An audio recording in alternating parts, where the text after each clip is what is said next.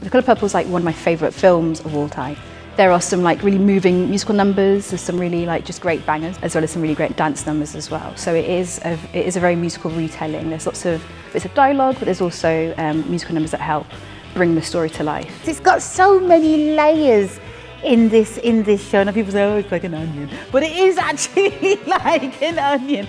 It's about community, generational trauma, why people are the way they are. It's huge. The actual music and how it's composed and how it's put together displays the kind of black joy that we often don't see in musicals. We see the pain, and although this show has a lot of pain, it also has the joy. Music allows you to go to places and emotions in a way that penetrates differently than the written word.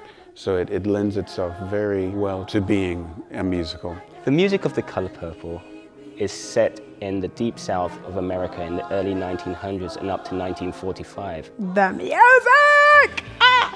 I love the music. Every melody just stunning, stunning, stunning. It encompasses a range of styles from jazz, Ragtime, just a little bit of rock and roll somewhere in the middle there. Blues. We hear R&B, we hear gospel, and so you can hear the kind of musical influences that have influenced us culturally. The show is going to tug on their heartstrings and throw them against the wall and then delicately pick them back up again and put them back on their chest. I think it's one of those universal stories that really timeless, that speak of self-love, romantic love, platonic love, friendship, community as well.